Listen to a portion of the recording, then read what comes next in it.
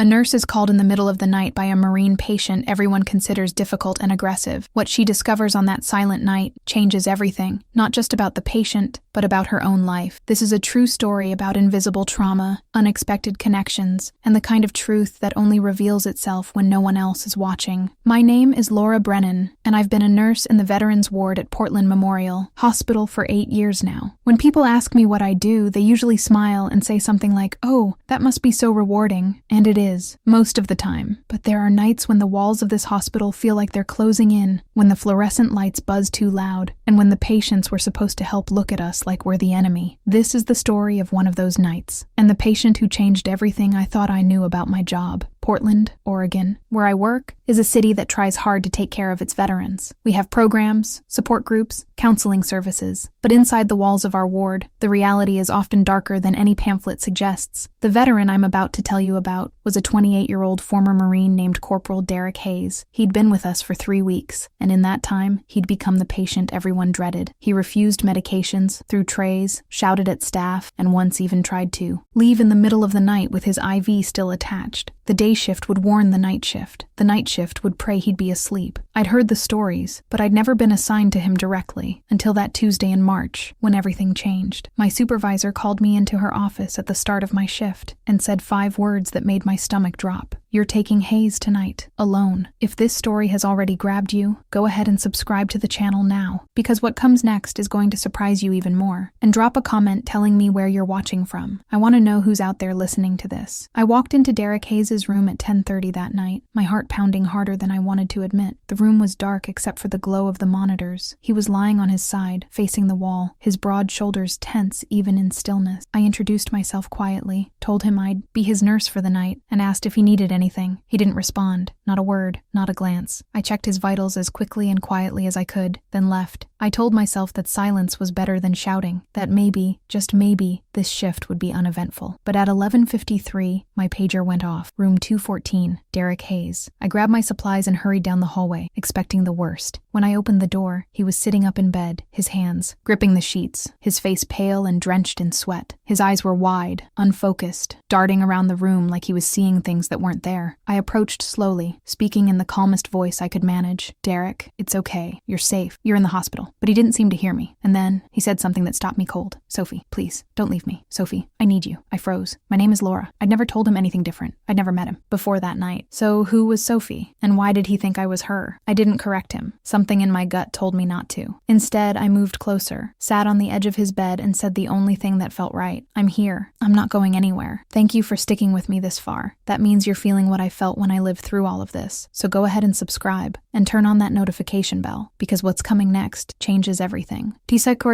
Derek's breathing started to slow. His eyes, which had been wild with panic, began to focus. Not on me exactly, but on something beyond me, something only he could see. He reached out and grabbed my hand. His grip was strong, almost desperate. "Sophie," he whispered again. "I thought I lost you. I thought you were gone." His voice cracked. I wanted to pull away. I wanted to tell him the truth, but something deeper than protocol kept me there. I squeezed his hand back and said softly, "I'm okay. I'm right here." He started talking then, in fragments, like pieces of a shattered memory trying to come back together. He talked about a firefight in Helmand Province, Afghanistan, about an explosion, about waking up covered in blood and sand, his ears ringing so loud he couldn't hear his own screams. And then he talked about her, Sophie, a voice that cut through the chaos, hands that pulled him to safety, a face he couldn't quite see through the smoke and dust, but a presence he'd never forgotten. "You saved me," he said, tears streaming down his face now. "You told me I was going to make it. You promised." I sat there, holding the hand of a man I barely knew, listening to him pour out a trauma so raw it felt like it was happening in real time, and all I could think was, who is Sophie, and why does he think I'm her? When he finally fell asleep, his hand still holding mine, I slipped out of the room and went straight to the nurse's station. I pulled up his medical records and started digging. It took me 20 minutes, but I found it. Buried in his military service notes, there was a single line: "Medically evacuated by Combat Medic Sergeant Sophie Brennan, March 2012. Brennan, my last name, Sophie Brennan. Now I want to hear from you. Where are you watching this story from? Write it in the comments. It's incredible to see people from so many places following stories like this one. Tavchik. I stared at that name on the screen for what felt like an hour. Sophie Brennan. It couldn't be a coincidence. Brennan isn't exactly Smith or Johnson, but it's not rare either. Still, the fact that this combat medic who saved Derek's life 7 years ago shared my last name and apparently had a voice similar enough to mine that he confused us in his most vulnerable moment, it felt like fate or a curse. I didn't know which yet. I did what any obsessive person would do at 2 in the morning. I started searching. I went through military databases I probably shouldn't have had access to, cross-referenced names, dug through deployment records, and then I found her, Sergeant Sophie Marie Brennan, born in Eugene, Oregon, enlisted at 19, deployed to Afghanistan twice, awarded a Bronze Star for valor, and here's the part that made my blood run cold. She died in a vehicle accident outside Kandahar in March 2013, exactly 1 year. After she saved Derek Hayes' life, I sat back in my chair, the weight of it all pressing down on me. Derek didn't just think I was her because of a similar voice or a shared last name. He thought I was her because somewhere deep in his broken mind, he needed her to still be alive. He needed the person who saved him to be okay. And I, through some twist of fate, had walked into his room and become that person. The question was, what was I supposed to do now? I thought about waking my supervisor. I thought about documenting everything and following protocol. But then I thought about the look on his face when he grabbed my hand, the way his breathing steadied when I told him I was there. For the first time in 3 weeks, Derek Hayes had been calm. He'd been human, and I'd done that, not through medications or restraints, but through a lie I didn't even mean to tell. The next night, I requested to be assigned to Derek again. My supervisor raised an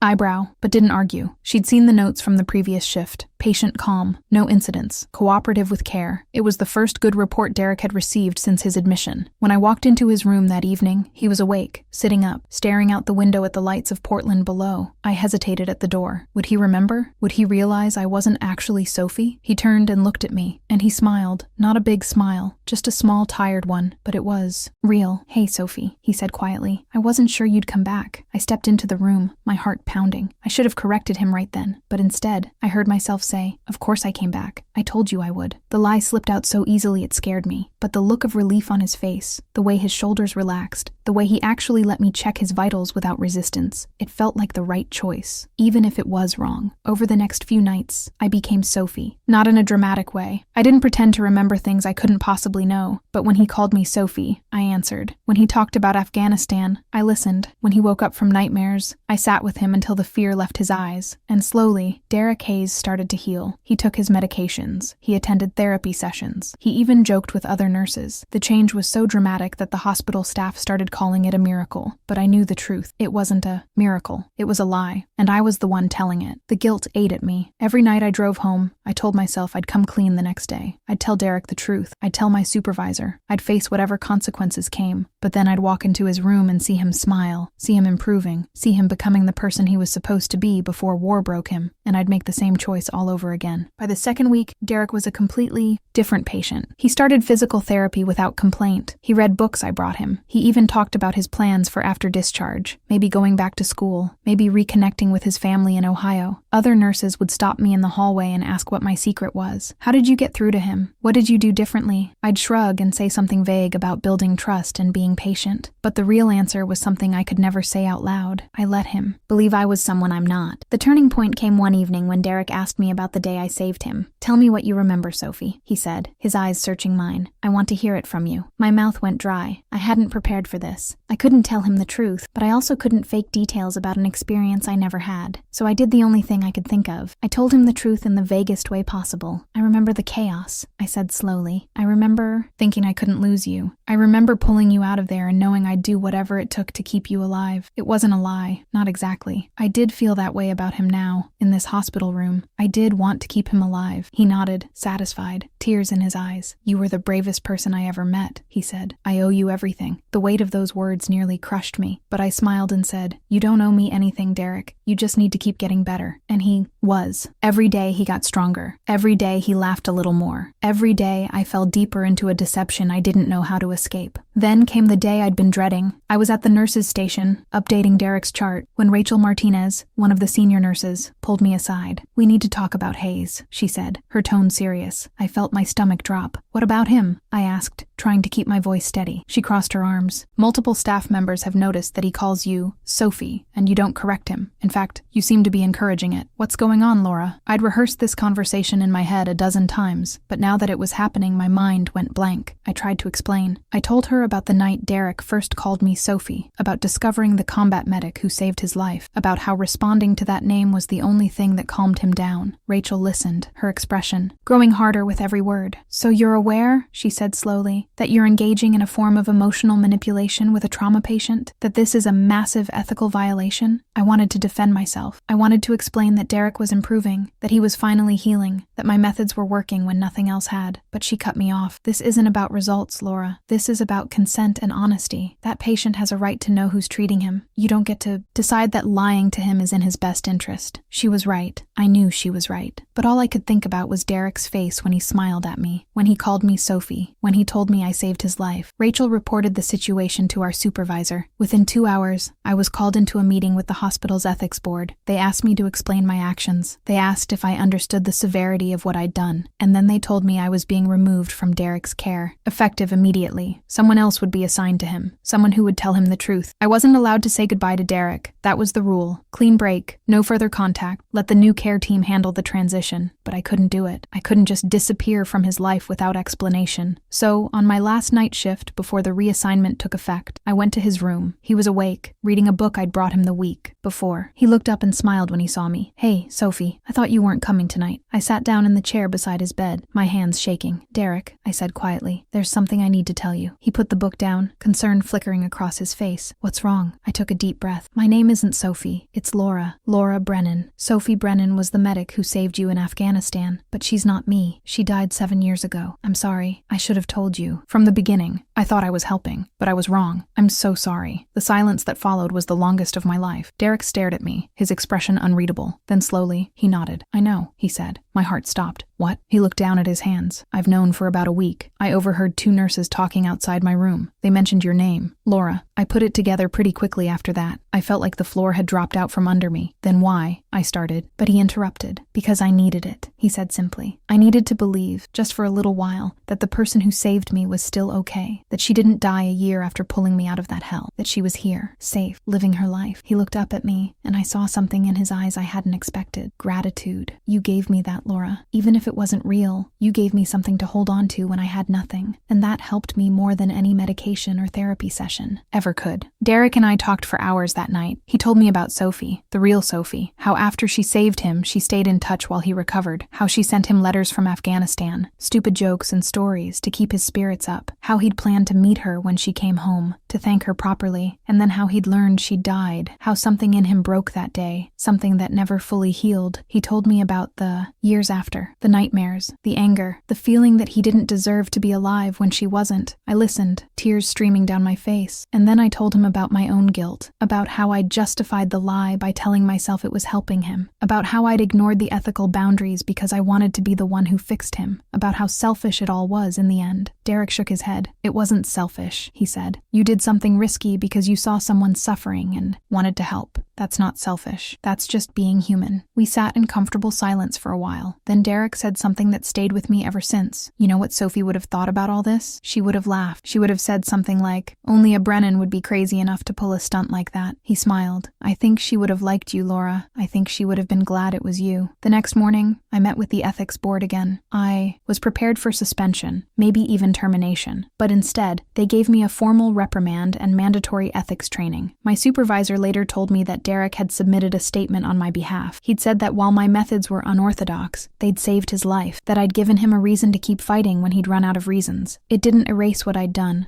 but it softened the consequences. And Derek was discharged 3 weeks later. I wasn't his primary nurse anymore, but I was there the day he left. He found me in the hallway, duffel bag over his shoulder, looking healthier than I'd ever seen him. We didn't say much, just a quick hug and a promise to stay in touch. He kept that promise. I get emails from him every few months, updates about his life. He's back in school now, studying psychology. He wants to work with veterans, help people like him find their way back. As for me, I'm still at Portland Memorial, still working, the veterans ward, still still wrestling with the questions that night raised. Where's the line between compassion and manipulation? When does helping someone cross over into controlling their narrative? I don't have easy answers. What I do know is this: trauma does strange things to people. It fractures reality, blurs the line between past and present, makes people search for anchors in a world that feels like it's constantly shifting. Derek needed an anchor, and for a brief moment, I became that. For him, was it right? I still don't know, but it was real, and sometimes, in this job, that's the best we can do. There's a photo on my desk now. It's of Sophie Brennan in her combat uniform, smiling at the camera with that fearless look young soldiers have before they know how much war costs. Derek sent it to me with a note that said, "She would have wanted you to have this." I look at it every day, and I think about the strange, tangled web of fate that brought her name into my life, that made a broken Marine mistake me for the woman who saved him. That forced me to decide, in the span of a few seconds, whether to tell the truth or offer comfort.